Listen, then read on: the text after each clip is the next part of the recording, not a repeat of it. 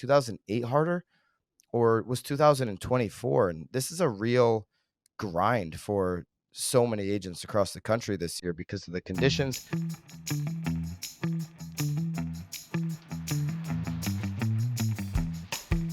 If you're not getting educated about local and national real estate market conditions, the direction of the economy, how the election might impact all this, you're doing yourself and your client base a disservice.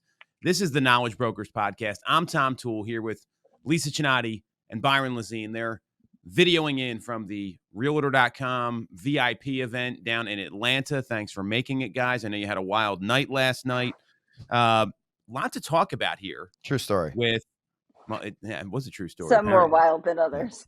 I know Lisa was in bed probably by like 7 o'clock, but she's up ready to kiss major ass today at the event. So she's in Schmooze Fest.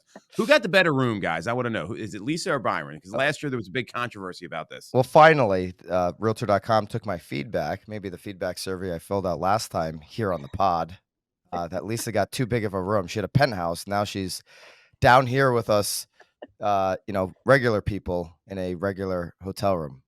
So I was pleased. And you think about a higher floor, so. Well, there's only 3 floors here, I think. Exactly. Lisa's on the top floor, Byron. You're on the ground level. You know what? I'll say this about Lisa. She is the toast of the town here in, what is this? Brazelton? Is that how you say it? Brazelton, Georgia? No idea. It's about an hour outside of Atlanta. Very nice facility, the Elan Chateau. And Lisa is the toast of the town with everybody. People who have flown in here from across the country, the Realtor.com folks. Everybody wants time with Lisa. You've got to stand in line to get any of it. And I don't blame them. So sounds like she's running for office or something. I mean, is there something we don't know about here? It's election season. She wore her blue coat yesterday. She's got the red one on today. So she's playing both sides. Smart move. I think that's especially for a real estate agent and anyone in the business. You want to play the middle. So I like that, Lisa. Very advanced strategy. Well done. I want to talk about interest rates, you two. I think that we saw interest rates jump up this week. I think this morning, and we're filming this a little earlier than usual so they can get back to Schmooze Fest over there. 6.91. 7:30 a.m. This is 7:30 a.m. Friday time. So the pod might actually be up earlier than normal times. But Tom, I know you want to get right into it. I know Lisa put the pressure on you to get right into it so she can get to her breakfast and Schmooze Fest. But you've got to mention, this is the first pod we've done since BAM Mania. You at least have to mention BAM Mania. I was going to mention BAM Mania in a second, but I'll do it right now because it's the only event I was at all year. I've been in the bunker working, and I was impressed by the lineup, Byron. Like Lisa and I showed up. We knew what we were doing. We did, we obviously do the pod every week. Notorious Rob was there. I thought that was a great speaker. I want to talk about some of his comments with your fireside chat with him. You had Sharon there. You had Ricky Caruth. Eric called him a menace after I left. That was pretty interesting. You had Neil there as well. And there was a lot of people in the room. It was a big room. Well, I was impressed with the event, I have to say. Well, here's the thing. For those that were at the event, thank you, whether you're at the VIP or the main event. But I'm not going to go Eric and get emotional. He's been getting very emotional on Instagram and wrapped it up a little emotionally. But I am going to say this.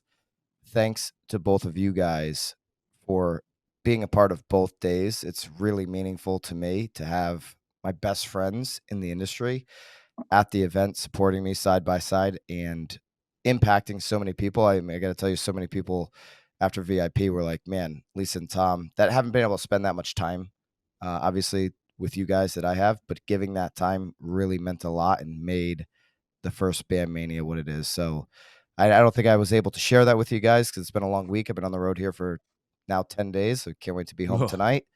But thank you guys both. So I appreciate that. I don't think we would have dreamt of missing it. It was fun. Tom would have dreamt of missing it, but no, I was a solid yes. There was no, if I'm going to give you a quick no, but I'm also going to give you a quick yes. So there was no question I was going to be there. Glad to be a part of it. It was a great event, and what I liked about it is, when you look at the stuff that was there, you had like Luke Ackery, right? Like I gotten to know Luke over the past couple months, and he's in your market. He's in our market. We're going to an Eagles game in a couple weeks, so that'll be fun. But Reminder media. You get people that are just bringing value, and it was a very diverse group of speakers. There wasn't Yeah, I didn't think it was biased one way or the other. Obviously, there was a lot of like video and social content there because that's obviously what Eric and you guys do. But there was a lot of insight, and if you went there, I'm clear you could have walked away with a real positive mindset. I really love Notorious Rob stuff. I thought that was to me the most exciting thing when I kind of went back and looked through all the notes. So great event. I liked it was one day also. I think that makes it a more effective event sometimes than those 2 or 3 day ones. Yeah, there are a lot of people like that part about it. So there'll be another one now after we've gotten over the hurdle of having that one. But let's get into it, Tom, because I know you're chomping at the bit. I got things to do today, Byron. So that's where we're at. So let's talk about rates. I want to hit on this because we've been talking about this. Byron, you've mentioned it. Lisa, you have as well. There was this hope rates were going to keep falling, but they jumped up this week to the highest level since July. I saw quotes this morning at 6.91 on Mortgage News Daily. I'm seeing local quotes around 6 and 7/8. And when you look at the indicators here, I'm clear there's a reason why they jumped up, but there's really not like one satisfying explanation about what happened here. And this is what people need to be aware of. And the knowledge brokers out there, they're getting ahead of this because I don't think this is the end of rates being a little volatile through the end of the year. Obviously, I've got some hypotheses here. Logan Mohtashami did a nice job on his podcast. I was listening to that on the way in this morning, that because we had so much jobs data that came in ahead of schedule. I mean, we had that jobs report that caused these rates to come up, and he talked about what the 10-year was doing and how it jumped up above 3.8 versus that, and it kind of dabbled in the low fours. And we're probably going to see more of that with this uneven economic data and the uncertainty of the election. What do you two think about this, and how should we be explaining this to consumers that are trying to figure out, should I wait? Should I do something now? Should I look at 2025? Because that's the big question at this point in time. I'll let you go first, By. All right, so Danielle Hale is here, the chief economist for Realtor.com. She did a presentation yesterday, and a lot of her data in the present. By the way, we signed NDAs, so I don't even know what I'm allowed to say, but I'll just say what I think I can say and roll the dice here with Realtor.com. Damien, don't 5 days later from Vegas, still rolling the dice. I like it. Don't sue me, bro. I think I could talk what Danielle shared about the economy. Anyways, a lot of the data that she shared yesterday was reflective through September, and that is what economists do. They'll look, at the month in its entirety, and they like to collect a lot of data before, putting together some type of an analysis of, say, the last 30 days. Obviously, September rates felt a lot different for consumers because they were lower than they are right now this minute as we record the pod. But I asked her about that. I'm like, hey, so, a lot of the consensus in her talk was like, rates are, at this low point that, relative to the last couple of years. And by the way, we're still a full point plus lower than we were on October of last year when we hit over 8%. So that's true. But I said, how do you react to that job data where the 253,000 job boost of a couple weeks ago clearly is the reason that the rates and the 10-year, one of the driving factors anyways, that the rates in the 10-year have popped up, pushing up 30-year in the last couple of weeks. Her feeling is there was that reaction. This is going to work itself through the markets and that the rates will start trending back down. That's her general feeling. She's going to come back on the pod, so I don't want to put words in her mouth because I was up late last night and maybe I would screw them all up. But that's her feeling that, hey, this is a reaction, and then there should be, whether that's, she's not putting a week or day on it, but there should be some type of, regression back to, where I don't know if it's going to be the low sixes, but where we were heading, which was trending towards 6. Yeah, and I think from the perspective of, what to say to customers, I think the big thing, and I don't, Tom, you might have said it the last time we did this pod, actually all together. It's kind of looking at it and saying that the savviest buyers buy in the fall and winter markets, that October, November kind of time period. And the truly savviest of buyers will buy in October and November of 2024. I think when we look at it, some of the other, and I'll dive in with Byron on my NDA and what I think I can share. Some of the other slides that Danielle shared really tied into where inventory is sitting and kind of what's happening across inventory days on market and potentially even a little bit of pricing and how that creates opportunities for buyers. And so, yeah, while rates are a little bit higher right now, I think absolutely everybody agrees there will be an opportunity to refinance in the next 12 months. Rates will come down. And waiting for rates to come down, there's a whole bunch of people sitting on the fence. And when they come off, prices are going to go back up and the bidding wars are going to increase. Yeah. I'm looking forward to having Danielle, who is coming back on the pod, to talk deeper about this. Because one of the questions I asked her was like, why does, I mean, the market reacts to the data it has, but why such an overreaction to 253,000 jobs when we had that revision in July, downward revision of 818,000 jobs? She says that could get revised again. I guess in either direction, either up or down. To me, it's pretty clear when I look at the last 12 months of data that job numbers are overstated. She's not. This is me. She's not saying that. So I want to get her to dig into that with us a little bit, because it was interesting. One of the slides shows, consumption is strong. I think, Lisa, the U.S. consumer was at 2%. Yeah. You had she had a couple different categories there, but one of the categories was government. And, my point is, and that was a smaller category, it's like 0.5%. And my thing with with that number and the jobs number is that government is such a big factor. It leaks into all these other categories. 253,000 jobs. I think it was either one or number two. The biggest employer or top two employer was government. And so if you actually take government out of dabbling in the economy to the degree that they do, then you're not going to have the job growth certainly that we have. You're not going to have GDP growth like we have right now. In fact, you'd probably be flat instead of growing. And so, how does that look in 2025 and beyond? Like, what level? The last 4 years, the government has been hiring at a really rapid pace. Does that continue no matter who gets in? This isn't a political statement. The point is, like, there's going to have to be a new budget addressed in that first term, that first year rather. And is there money available to hire at that level regardless of who gets in a couple of weeks? And so I think those numbers are, I think there's a lot of numbers that are being inflated by government spending in particular.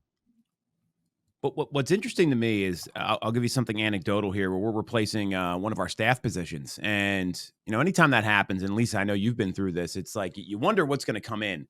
And the Yep. amount of talent that's applying for this is a transaction coordination job. So, processing hundreds of deals a year. I am shocked by the amount of talent coming in from other companies. Like, it's, hey, I did this job at X, I did this job at Y, without getting into specifics. And they, the initial jobless claims, they decreased 15,000 last week or this week. The report came out yesterday. So I do agree with you, Byron. I don't believe in the number. I think that's going to be the most interesting thing here, because and it looks like there's been some like layoffs. Like, I'm not talking about competing companies in the space locally here. So I don't know if you're seeing that with the applicants you're having, but that was a little shocking to me, going through something like that, because you'd think, you're hearing all this data, but then you see something in an industry where, again, transactions are a little flat. So that's pretty fascinating to me. I wonder if other people are seeing the same thing in their hiring. I saw, I gotta find it now, on somebody on X I think it was real estate investing. I'm probably not going to be able to find this tweet, but I think it's a real estate investor with a pretty large X audience, commenting on the real estate market right now being the slowest market that they have seen in a couple of decades. And Hmm. there's somebody here that has a West Coast business. He's like, Byron, this is the slowest October I've ever had. And I shared with you guys that first week of October was the worst opening week of a month that the team in Connecticut has had in terms of new pending business Mm-hmm. in, I think, since I'd have to go back to pre-2020. I mean, Wow. my last 3 years, certainly I've never experienced a week like that. And I would imagine if I kept digging, I'd have to go back to, I don't know, just when we were a smaller operation, and it would be based on sheer numbers of the reason why the beginning of October was so slow. But the report came out yesterday that we're at 3.85 million on existing home sales. That's the lowest since for 14 years, but also the lowest demand there since 1995. And you're seeing that in mortgage applications as well. Lowest demand since Yep. 1995. So those numbers are correlated. And we said at the beginning of the year, about getting to 25. Mm-hmm. I don't think this changes after, next week or the week, after whenever the election is. I think it's going to be a fourth quarter that is a real slug here. And I think Q1's going to be similar. I don't think it's going to end like it's definitely, in my opinion, not going to be a 2025 and a light switch flips and all of a sudden it's a different market. It never is, by the way. Like, just because we said that doesn't mean, I mean, I look back at 2012 when I remember feeling the market shift, and everyone said it was 2012. It wasn't until like the third quarter that stuff Right. started moving. Like, I remember just being in someone's living room, and I'm taking these expired listings, and they just started selling and it was like, wow, what, like, that was, you felt something there. And it's hard to codify that data. I totally agree with both of you here that we'll see a run up in the spring, because there always is, but that's really going to be, this isn't going to be a light switch. So Damien, CEO of Realtor.com, he's got everybody this morning putting in. I guess I should probably stop saying things because of the NDA, but I think this one is okay. It's our last episode, guys. It's been real. Next Next got week, everybody, it'll just be me on here. He's got everybody here putting in a guess, into a I don't know what he's gonna do, hand a hat around the room or something, but going to collect everybody's guess for what existing home sales end up basically a year from, call it August 1st, I think, till July 31st. So this past August to July 31st, we're running again at that 3.85 million on existing home sales. This is for existing home sales. And if you looked at that, Tom, what would your guess be? And Lisa, I don't know if you want to share yours with me, since we're going to be competing here in an hour on the guess. But and do you think what's realistic? Is it 10% bump? Is it, what's the realistic bump? Somebody was saying yesterday 5 million. They think we're going to go into a boom time in 2025. 20%? No, I don't see that at all. I don't even think that's in the realm of possibility. And that's not in any of the projections. Nobody's projecting 5 million until, a few years out. What's realistic to you? I'm going to go 9.6%. 9.6% bump. So what would that be, Lisa? That's what, 4.15 maybe? What would that be? What would that bump be? Lisa, you're supposed to be the math wizard. I know, but it's been a couple of days. Like I did not go to bed as early as I wanted to. Feeling great over here, guys. I don't know about you. Yeah, Tom. Well, you said 9.6. Is that what you said? 9.6. You said a 9.6 bump off of, call it 3.85 million. Running on his prediction from August 1 to July 31st. And I'm around that, Tom. Yeah. I'm like in the 10% range. 42196. 4.2. All right, so my 4.15 quick math was pretty. So 4.2, would you take 4.2? I mean, you could argue that when the numbers come out at the end of the year, we're going to maybe be back over 4, even though we've been running under 4 now for a few months. But I think Danielle even said that you could close out the year just over 4. So say we close out the year at just over 4 million, and then the next 12 months trend at, say, a 4.2. Do you feel that? Do most agents feel that in their local market? So I think I would it's going argue to be that pocketed. Yeah, go ahead, Lisa. I just think I still think we're going to find pockets that feel it and pockets that feel a completely different market. And I don't think that changes anytime soon. I still think, especially in the Northeast, I don't think you and I are going to feel a change for several Mm-mm. months. No, I agree. But I think that there's parts of the South that might actually feel the change, or second home markets that might start to feel the change and give us maybe some indications of what's going to shake out for us more like Q2, Q3. Yeah, the local market conditions are going to be really important in 25. Like Florida, Gulf Coast of Florida, there's some communities that you're going to see foreclosures go up. Mm-hmm. And we haven't gotten into this whole side of things with the hurricanes, but just anecdotally talking to some folks in Shore Acres, for example, of St. Petersburg, in the last 7 days, just being on the bumping into so many people, spoke to two people who own property in Shore Acres, and there is a ton of consideration in that particular community of people saying, do I fix my property or do I just throw in the keys and just say screw it? And Yeah. there's that's one example of one community in Florida. Inventory is high in Florida as it is. Anyone who bought in 22 is not seeing that number in some of these waterfront communities in Florida for probably a decade out. I remember 2012 when Superstorm Sandy hit in Connecticut, you couldn't sell a waterfront Mm-hmm. property for about 4 years. You just couldn't move one unless they wanted to take such an extreme haircut, 50% haircuts plus in those communities. You had a down market, you had high inventory, obviously, in 2012, but you had this fear of being hit with Sandy and this flood insurance conversation that was just, you couldn't get a buyer to even consider it. I had one street, Seaside Ave in Westbrook, where I had a listing. You had over 40 listings on the same street, and we're talking maybe 80, 90 homes. It was half the properties were on the market. And so there's going to be Florida communities that experience that, and that will there'll be, to Lisa's point, even pockets of an increase in foreclosures in communities like that have been devastated by these storms.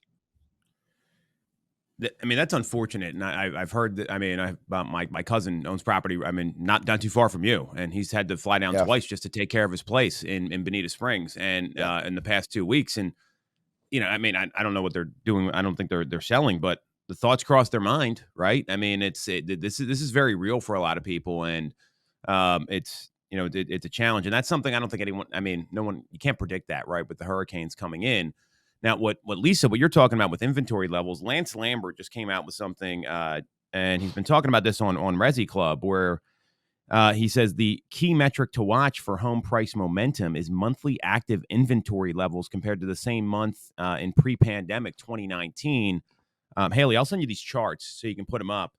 And Punta Gorda's right there, and they're at the highest inventory increase compared to, the chart goes left to right. It's pretty interesting. And that's where the local market data is going to be so important. And I mean, the Northeast, right? I don't know where you guys are with inventory. We're about 2.11 months supply in the suburbs. It's a little higher in Philadelphia.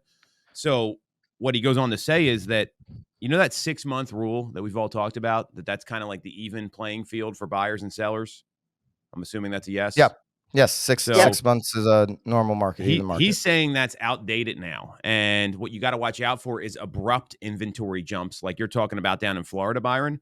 Mhm. So, if you're looking at what's going to happen in your market, it starts with inventory levels. And if you're not seeing inventory rise and you don't see anything abrupt there, then it's going to be a slow recovery to get that momentum back in the marketplace. That's really the biggest driver here. And when you look at affordability, this is the other factor that, that you don't really hear talked. I mean, we've talked about it, but if you look at borrowers' income needed from since January of 2020, the median income in the U.S. was $65,925.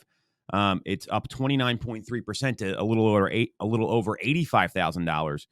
Now, in order to qualify for a median priced home, That number was 64,000 in January of 2020. It's now 119,870. That's an 86.6% jump. So that's good. There's going to be some pain in the market in these low inventory markets that we're seeing, especially in the Northeast. And Resi Club did a nice job with this heat map here because they kind of show it where like the brown is very, low increases in inventory. The blue is obviously a bigger jump. And you've got big jumps in affordability in terms of, in a negative way, and not seeing inventory come up. This is why it's going to take time in 2025. And that's what people need to realize when they're talking to consumers, and also, having, planning their business, right? I mean, there's not going to be this abundance of transactions all of a sudden you're in 2025, which that's why I'm at 9.6%. Yeah. Well, the abrupt inventory levels that you're talking about are creating price reductions in those pocketed markets. We were having dinner last night, and Gary Ashton's CEO, Deborah, who's an amazing person, I got to spend some time with her last night. She is tracking the Miami market. It's not a market that they're in, but she's tracking it just out of curiosity, I'll say. And she's like, I'm amazed how many price reductions are happening. She's like, because we're, looking at it, it's every day there's another one down $10,000, $30,000, $50,000, $100,000 price cuts in that market, because South Florida's experienced these over, the course of the last 6 months, these rapid inventory increases. And for those that really, have a need or desire to sell, that's their only move when you have that type of, rapid increase of inventory. And I think that is reflective, going back to kind of where we started about some of the economic conversations. I think that's really reflective of what the underlying conditions of this economy are. Okay. There is, when you have rapid decreases in price in some of these markets that were just 2 years ago, you couldn't get into. We talk about the pent-up demand, but the pent-up demand is only there if the rate meets the moment. Okay. The pent-up demand doesn't exist in the high 6%, because in the markets where you're seeing high inventory, you're not seeing that pent-up demand. In fact, you're seeing, you're starting to see a trend of more and more people wanting to exit some of those markets. And so I don't think the economy is strong enough to maintain 6% north 30-year fix if we want to get out of this, call it $4 million floor, or 4 million, I'm sorry, existing home sale floor. We don't get out of this until we, really start to make headway into the fives on the 30-year fixed. I don't see it happening Agreed. until Q3, to your point, Lisa, right? And Byron, I mean, it's just, Yeah. we got a long way to go now, right? And you've got these, Byron, you sent over something about like migration, about, red versus blue states and all this stuff. I think that the reality is there's a lot of uncertainty around this election now too. And I don't know what it's like in your states. Pennsylvania, may decide the election. Every single commercial I'm seeing is political commercials. And we got Elon Musk is 10 minutes from my house. The president is down the street at a fundraiser. Well, you're in the middle of it in Pennsylvania. I'm in the middle. My God. Donald Trump's in Lancaster working at a McDonald's, right? I mean, this is insane stuff that's happening all within an hour. I always thought it was Lancaster. It's Lancaster. Lancaster. Just like Realtor that everyone kills me for online because I can't pronounce it properly and I really don't give a shit. But that's a whole other thing. Realtor. Kamala Harris is doing. I understand now. Kamala Harris is doing town halls that are on CNN 15 minutes from my office. So and every state's a little different. I was talking to Jay Pitts. Obviously, he's in Kentucky. That's a very different state there. But everyone's watching this right now. And there's, when I listened to this Logan Mohtashami analysis of rates, I thought this was very fascinating. He's saying, forget the election. It's all about the data. But the election just creates this uncertainty. And we're hearing this objection over and over. And, that's where, when you want to talk about BAM Mania, Byron, look at what we talked about objection handling, right? Making smart decisions, giving data. It's about being there when the people don't want to transact and building that relationship. And that's what you can do for your business right now as a knowledge broker. Well, he says, don't worry about the election. And if you're a knowledge broker right now, you're talking to a customer about the decisions that are in front of them and based on their personal situation, yeah, absolutely. Forget about the election. But when you're looking at the overall, next couple of years, there is some level to importance. I think, regardless, again, who gets in, you have certainty that comes back, which could, start to normalize conditions. Hopefully we have a better spring market in 25, and maybe that certainty plays into that. But I sent out a X post on this week, and I actually got a bunch of people saying that, that they either agreed or disagreed. Probably more disagreements when I said, home sales on track for worst year since 1995. That was the Wall Street Journal headline that we mentioned earlier with the existing home sale report that came out, yesterday. So I put this tweet out and I said, quoted that headline from Wall Street Journal and said 2024 harder than 2008 for agents. And so a lot of people that were in 2008 market are like, no way. 2008 was absolutely brutal. And it was, unless you really knew how to work short sales and could shift into, that part of the market, it was brutal. But when you Yes. take the lack of sales in this market and you couple it with all the changes that agents went through with NAR, the settlement, everything, I just can't. 2008 was very hard, but I got to give the edge to right now, everything that this industry has been through. And you still have the cloud of an aggressive DOJ. And that's where I think the election actually is kind of important. It's like, does this DOJ get reined in a little bit so you can put some of this stuff, so that doesn't seep into 2025, so you can put it behind you. Mm-hmm. And so I'm curious what everybody thinks in who's listening on YouTube, in particular with the comment section that's available on YouTube.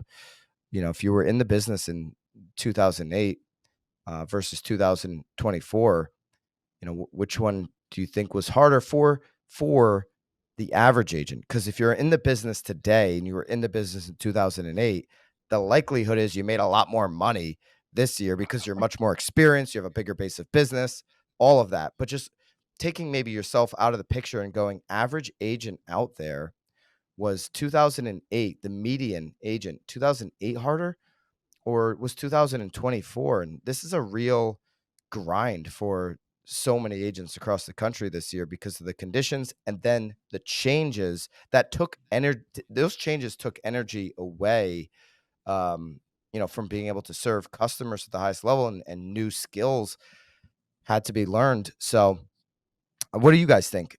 If you look at 24 versus 08? Ladies first. I wasn't in the industry in '08. Yeah, but I mean, you were alive, right? Yeah, This is, I mean, barely, not in that, but I had no. you're older than both of us. What do you mean Jeez. Well, I barely? know, but real estate wasn't on my radar in '08. Okay. Okay, all So, right, that's fair. it wasn't anything that I paid an iota of attention to. Anything that I tell you would just be based on looking at charts and data without any Yeah, other and context to it. conversations. You know, a lot of people. Tom, you were in the business. What's your take? Yeah, I've been licensed since birth, so I was in the business, and '08 for me was a different time because I think I grew a lot as an agent. I had been in the business at that point full time for about 5 years, and the perspective is different. And I think you got to look at this, right? We have 87% turnover in the business every 5 years. So what were people doing 5 years ago in 2019, 2020? Then you had this big run up. So the skill shift for agents today, I think, is really tough because they were used to, hey, I just got to be around. I got to be available. People need to like me when I meet with them. That's what happened basically from 2020 to about 2023. Is that fair to say? I Hey, think just got to so. get in Like, front of them in got to get in 20 and front of them, 21. which, that's not a bad strategy. Going on a lot of appointments will win. 2008, the difference that I saw was I had started full time. I got licensed a few years earlier. I started full time in 2004, got my feet under me in 2005. So the market had kind of cooled down a little bit. It wasn't like that red hot run up in the early 2000s. And then, like, you want to talk about a light switch? A light switch flipped in 2008. Like, that went from, I was having like a good year. I'm selling some houses. I think I did around 30 7 deals that year. I'm pretty sure that's the number. But the third quarter hit, and people are like, I'm killing this contract. I'm out. I don't want to move ahead. And then It was what more of really a happened COVID after feeling. that, it was like a COVID feeling that lasted 3 or 4 years. Yes. So then it was a little more challenging in that regard. But I invested in myself, right? I looked at, all right, most of my businesses, people I know, my network. I've actually charted this out. I show it to our team because I think it's a very important thing. And I started refocusing on what I knew would work, which is, I read that in like Real Estate by Mike pamphlet, the Mike Ferry book. And he said, like, work your sphere. And I'm like, I'm already doing that. I need other lead pillars because any good business has more than one lead pillar. And he said, call expired listings, call for sale by owners. And here's why. They're motivated. They hired an agent. They're raising their hand. And that's where I had to make a change. But I adapted to the business. And then I got okay with difficult conversations, which this is something that I don't get this about real estate agents. They don't want to have real conversations with people. When you're going into someone's house and they've lost their job, prices are going down, which is not happening here right now. That's a very tough conversation. And being a professional, being a knowledge broker, having those, sharing the data, like we talked about at BAM Mania a week ago today, that was really important. Now, the difference now is I think that the shift in skill set is so dramatic. I think a lot of people are struggling, and there's more agents now. They're used to like, oh, it was easy then. Now it's tough. But this is what the market was like before 2020. So the perspective change, I think, is the challenge more than anything else for a lot of agents today. I mean, I've been doing this 20 some years now, so it's a little different. I think high inventory markets like, 08 to 13, depending on which market you were in, are so much dramatically easier than the market we're working right now. Now, what I will say to people that say 08 or 09 or whatever year you want to pick was harder than 24 is the length of time, to your point, of going through a real estate recession is a really hard grind. And, we're 2 years into it, what is a true real estate recession in terms of transactions. So, the consensus is that we're not going to go through 4 or even 5 years like agents went through it at that point. That was Maybe a long haul for agents. And, so much respect for the agents that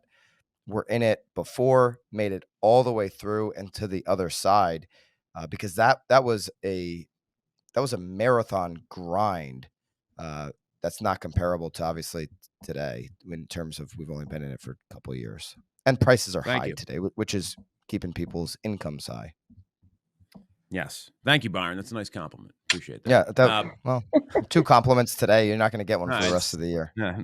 I would have hit the over on compliments for 2024. So, but I think the thing you want to think about here, we talked about this a little bit last week when we were all together. I was listening to one of the founders' podcasts, and they were talking about Mr. Beast and what he, and then he starts quoting like Andrew Carnegie, which is that podcast is insane when you actually listen to it. That profits and sales come in waves, and you really got to manage costs. So if you're an agent right now, and we're talking about like business planning and what you're going to do next year, you really got to look at like, all right, there's going to be a wave here. There's always a wave in the spring in the Northeast. It may not be a great wave, right? But there's going to be a wave. So you've got to prepare for that right now because there's going to be hesitation around the election or the economy or whatever else. There's deals to be done always. I'm not saying that. But if you're not looking at how am I preparing for the next wave to come, that's what you really got to think about as an agent. Because if you were prepared, let's look at 2020 as an example. Now, I was in my office, locked down, and I was just calling people all day long. And then we had an incredible year, the second half of the year, because the wave came, right? So if you're in a spot right now and you're not feeling great about whatever's going on in the world, and we can't control any of that, the easiest thing to do, and I'm going to sound like a broken record here. This is who was hosting? I forget the host at BAM Mania. What was his name? Derek Gregory. Derek. Yeah, that's what I thought. So the MC. He didn't host it. MC. Actually, Eric and I, BAM hosted it. Of course, yes. He was MCing it. Whatever. I know who hosted. I was there. So the MC, like they joke around like, oh, Tom's going to talk about cold calling and conversations. You know why? Because it works. And if you're having massive conversations now and someone's saying, hey, I'm 6 months out, I'm 12 months out, be the first person to get in front of them. Yeah. Keep that strategy of I'm going on a massive amount of appointments because you got to have a big list in a market like this to hope you get 5% conversion. So that to me is, you can bitch and complain all you want about everything we're talking about here, or you can actually do something about it. And that's how I took 2008, 2009, 2010 on, and I came out on the other side. So that's what I want to encourage everyone to do right now, because there's still people are going to move. And that's the thing you've got to keep in mind in real estate. There's always opportunities to help folks if you know what to say, know how to say it, actually care about them, and have a belief that you're the best person for the job and just want to get in front of people to help them. Get really good at making sure you have a plan and a strategy. And we talked about this during our chat on stage at Mania. Get really good at your strategy on talking to homeowners who are also going to be buyers, and making sure that they have really completed all the steps for, launching the property, right up until the point of putting it on the MLS, and then put the damn thing on ice. Everybody has a delayed listing form. So these silly rules that you have to like take a listing and put it on in 24 hours, that's just trash. You really just don't have to do that. I still think the MLS is the best vehicle for selling the property. I think if all listings are going through the MLS, that's going to be a net positive for the seller and for obviously agents. But you've got to there has to be common sense in the practice of getting a seller ready, so that when they go to buy a home, they're in a position of strength, because they're not like, oh, I have to sell my house, but I've got 2 weeks to be able to prepare. That seller on the other side is going to forget about that. And when the market does start to, kind of thaw out, you're going to see a lot of people that need to buy and sell at the same time.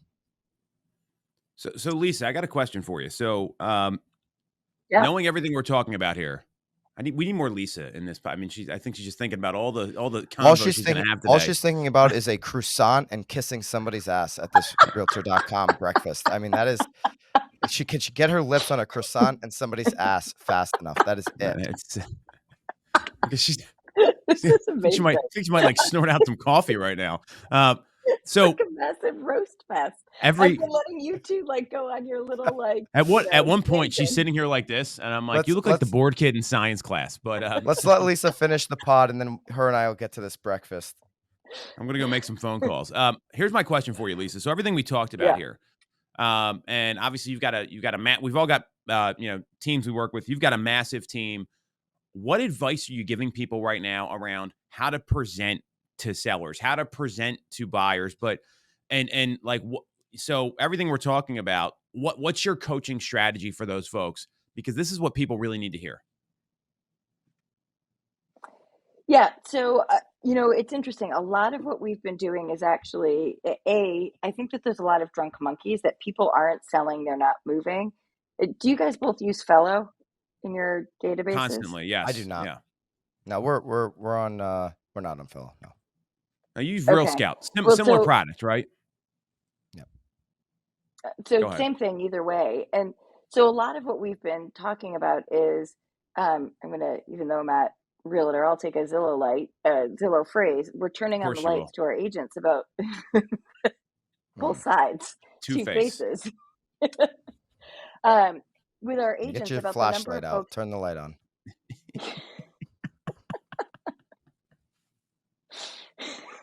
Tom's gonna pee himself. About the number of folks that are still listing and that are still actually making decisions to go on market right now.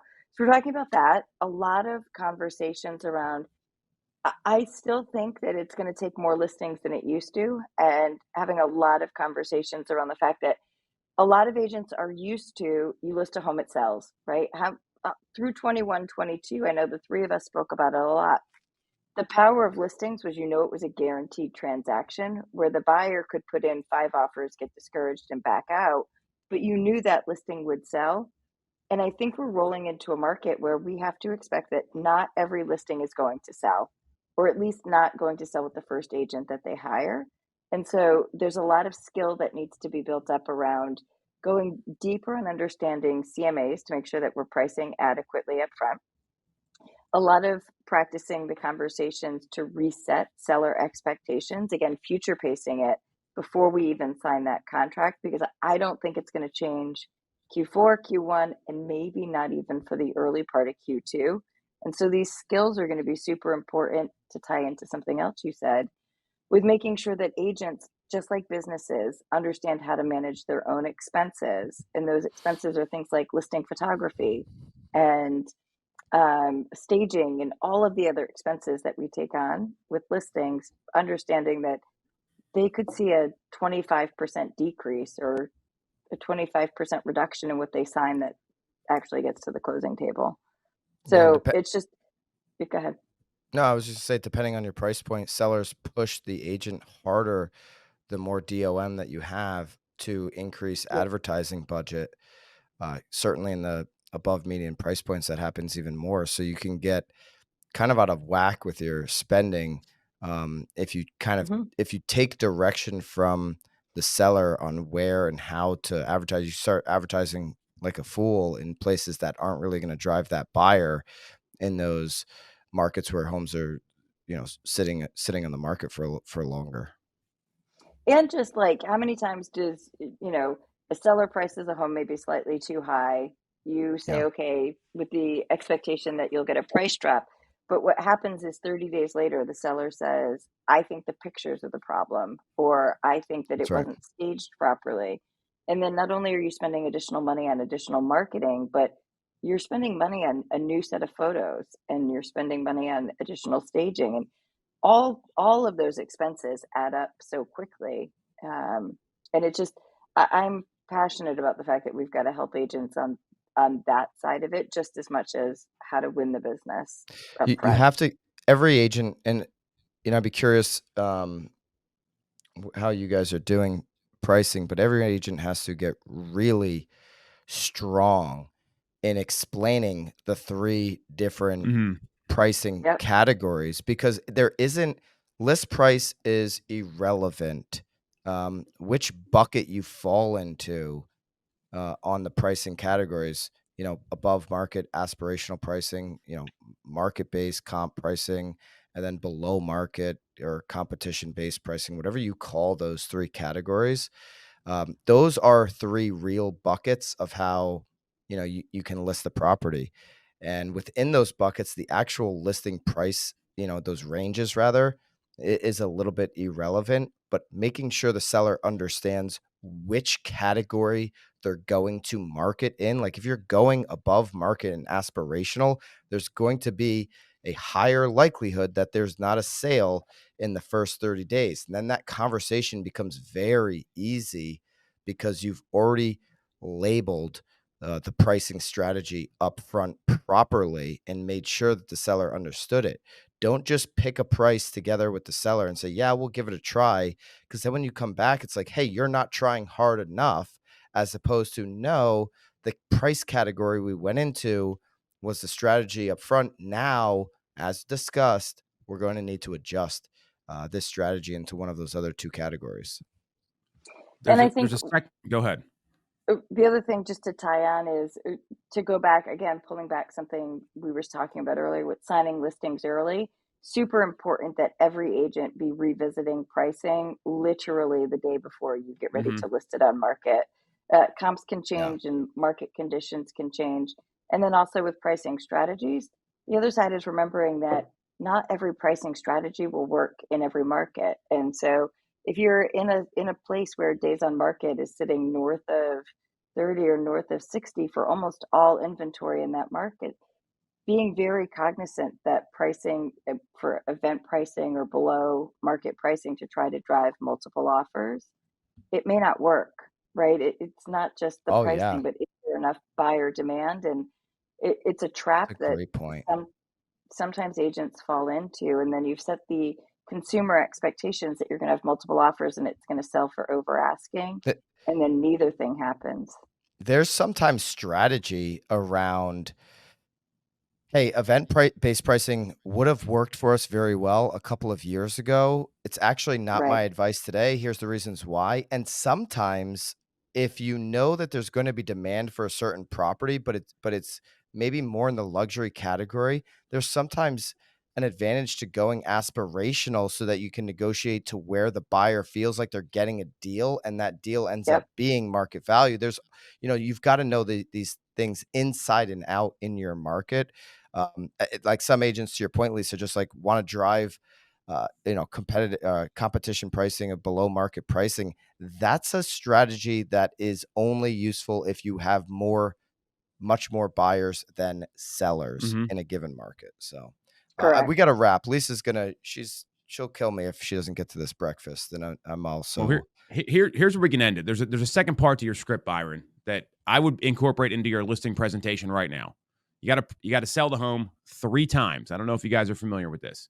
You got to sell it to the agents to show it, the buyer who's going to write up the contract that's acceptable, and then to the mortgage company so it appraises. And if you lead into that with your analysis and then show them, hey, here's the actives, here's your competition, here's the pendings, this is where the market's going, these are the asking prices that triggered offers and homes to sell, and here's what actually closed. And I'm a big believer in having like that line item data. And you can show like the points in the market where it's moving. Like if you see a lot of movement in like the 550 to 575 range, and there's a jump to like 650, that visual can really help. And then you can share the buckets that you're talking about, Byron, because I think that is something that you need to be aware of, and offer the strategies. Hey, here's the 3 strategies. Don't say but, say and. Hey, we've got this one and this one and this one. Here's the pluses and minuses. Which one's going to be easier for you? Which one do you think is going to be best for your home? That to me is such a powerful conversation. And so many agents just blow that off and they just start spitting out numbers instead of having a conversation.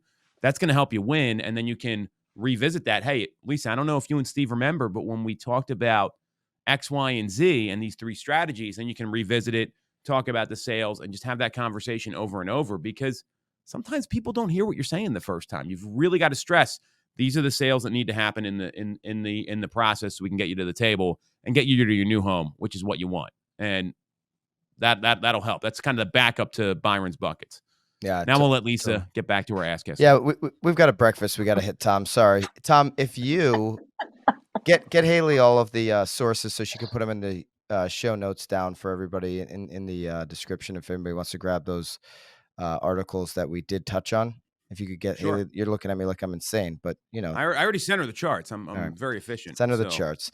Thank you guys. Great pod, Tom. I can't wait to be home tonight. I'll text you this weekend. Maybe. All right, so, hey, get home safe, both of you. Lisa's been traveling for like months at this point. Like I don't know where she's been, but enjoy getting home. To Dallas on Sunday. I know you're going to Dallas.